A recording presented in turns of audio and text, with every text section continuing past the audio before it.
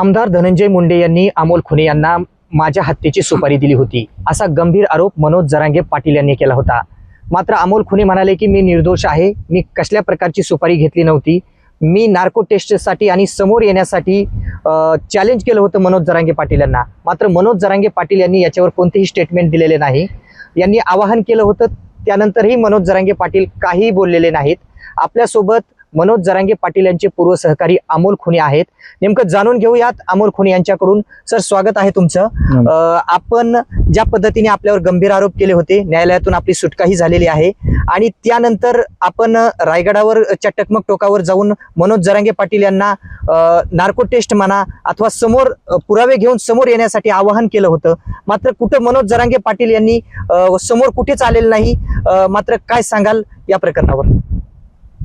त्यांनी जे माझ्यावर आरोप केले, मी वारंवार सांगतो, प्रत्येक माझ्या पत्रकार बांधवांना सांगतो की जर मी सुपारी घेतली असेल तर मी चॅलेंज स्वीकारतो ना। त्यांनी चॅलेंज स्वीकारावं अमोल खुनेचं।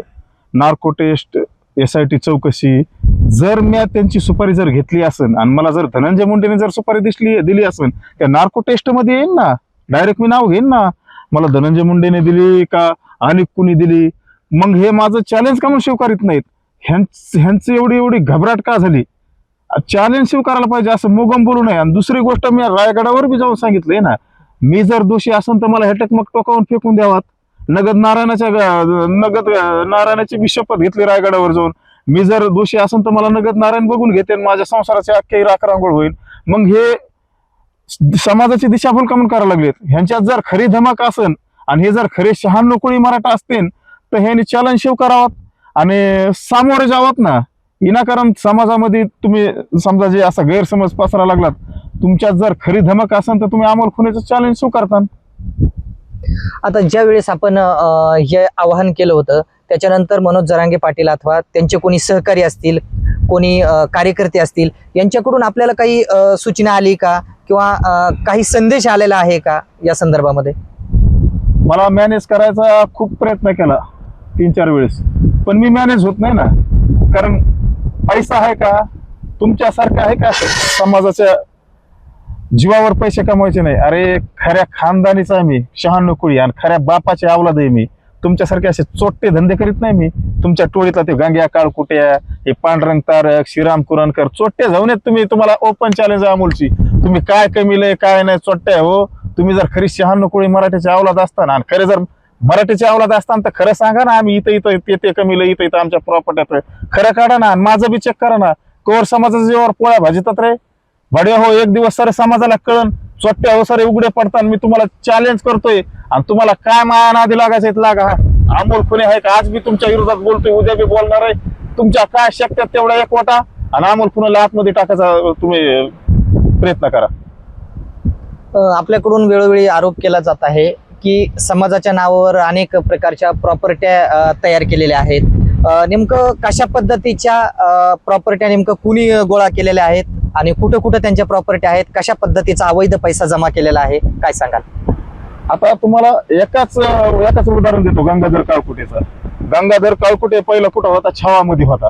एवढं त्याचं नावच काळकुटे, पण आहे का त्याच्या भावकीला मी नाव ठेवत नाही विचारायला, पण हे आहे का त्याचं नाव बी काळकुटे, हो आतून बी तेवढाच काळा आणि वरून बी तेवढाच काळा। हे पहिल्या वेळेस आहे का अण्णासाहेब जावळे पाटलाकडे चिटकाला, अण्णासाहेब जावळे पाटलाचं संपलं। म्हणजे किती, म्हणजे पनवती किती माणूस आहे बघा। नंतर संभाजी राजे भोसले त्यांच्या संगे चिटकाला, त्यांचं बी म्हणजे आहे का मावळीत आणलं। तिसरी गोष्ट, हे भैयूजी महाराजापाशी चिटकाला, भैयूजी महाराजाचं बी संपलं। आता मनोज जरांगेपाशी चिटकालाय, त्यांचं सुद्धा आता मावळत आलंय। कारण हे असले पनवती लोक असतात आणि हे पहिल्यापासून समाजाच्या नावावर पैसे कमीतोय, ह्याला बाकीचं काय घेणं देणं नाही, काय नाही। हे एक काळ आहे का ते सशेवाडी का काय घाटावर ह्याचं गाव आहे, तिथं जनावर सांभाळित होता। ह्याच्याकडे अचानक प्रॉपर्टीमध्ये एवढी वाढ काय झाली? ह्याच्या घरात काय कोणी क्लास 1 अधिकारी आहे का, एखादा आमदार खासदार आहे का काय? ह्या चोट्ट्याच्या प्रॉपर्टीमध्ये एवढी वाढ कस काय झाली? त्याला ओपन चॅलेंज आहे माझी आणि समाजाने लक्षात घ्यावं। या चोट्ट्यामुळे आहे का एवढी पनवती, हा चोट्टा जिथं जिथं जाईन तिथं आहे का हे स्वतःचीच पोळी भाजी तू। त्याच्यामुळे समाजाने आहे का असल्या चोट्ट्याला आहे का दिसन तिथं आहे का तोंडाला काळं लावून भोंगळं करून ह्याचं आहे का ते चेंदूर पिंदूर लावून ह्याचं आहे का मिरवणूक काढायला पाहिजे। ज्या पद्धतीने आपण अमोल खुने यांच्याशी संवाद साधत असताना की गंगाधर काळकुटे हे कुणासोबत जातात त्यावेळेस त्यांना ज्यांच्याकडे गेले त्यांना त्यांनी संपवलं आहे किंवा त्यांना त्यांच्या पदावरून कमी झालेले आहेत, अनेक समस्या निर्माण झालेल्या आहेत असा त्यांचा आरोप आहे. नेमकं अशाच पद्धतीने ते म्हणाले की गंगाधर काळकुटे प्रत्येकाच्या ठिकाणी गेले, तिथं त्यांना यश मिळालेलं नाही. अशा पद्धतीने नेमकं काळकुटेंचा प्रकार काय आहे नेमका? काळकुटे असा माणूस आहे, एखादा जर समाजात जर एखादा माणूस जर गाजला तर काळकुटे तिथं जाणार, स्वतःचा काय सुरू दे पेपर काय नो बायनो सांगणार, जंग सांगणार, मी पत्रकार आहे, ह्या त्या.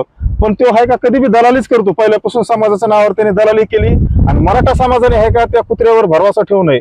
तो पहिल्यापासून दलालीच करतो समाजाचं. त्याच्याकडे काय होतं, जनावर सांभाळत होता तो. अहो काही नव्हतं राव, त्याचे जुने फोटो हे बघा, मला सर्व माहिती ना. ह्याच्याकडे 4 व्हीलर गाड्या, स्कॉर्पिओ, फॉर्च्युनर, बंगले, गाड्या, घोड्या, गुत्तेदारी कुठून आली? ह्यालाच काम कसं काय भेटतात एवढाले? हे समाजाच्या लक्षात यायला पाहिजे ना. आणि हे लागलेला एक मराठा समाजाला आहे का कलंक आहे, हे एवढा भयान कलंक आहे. हे कधीच असले समाजात कधीच तयार नाही व्हायला पाहिजे. समाजाला कळायला पाहिजे आणि नेत्या लोकांना बी कळायला पाहिजे. असले उपरे झवणे जवळ करून तुम्ही तुमचं स्वतःचं अस्तित्व कमी करू नका. ह्याच्या मागे समाज नाही, काय नाही.